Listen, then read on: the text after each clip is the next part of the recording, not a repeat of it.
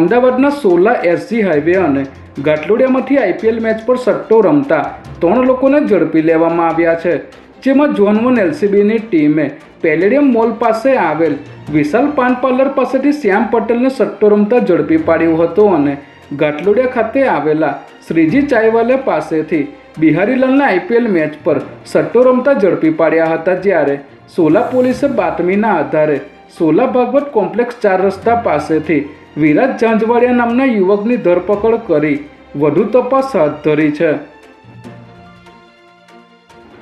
અમદાવાદમાં મ્યુનિસિપલ કોર્પોરેશનની નબળી કામગીરીનો વધુ એક નમૂનો સામે આવ્યો છે, જેમાં અમદાવાદમાં કાળઝાળ ગરમીથી રાહત આપવા માટે ટ્રાફિક સિગ્નલો પર ડોમ લગાવવામાં આવ્યા છે। ત્યારે શહેરના અતિ વ્યસ્ત ગણાતા અંજલિ 4 રસ્તા પર વાહન ચાલકોને ગરમીથી બચાવવા માટે લગાડવામાં આવેલો ડોમ અચાનક ધરાશાયી થતાં નાસભાગ મચી ગઈ હતી।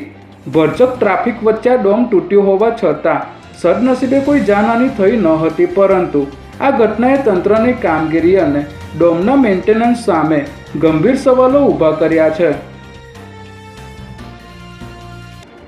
ગાંધીનગર જૂના સચિવાલયના બ્લોક નંબર 16માં આવેલી એક સરકારી કચેરીમાં કરોડો રૂપિયાના સરકારી નાણાંની ઉચાપતનું મસમોટું કૌભાંડ બહાર આવ્યું છે।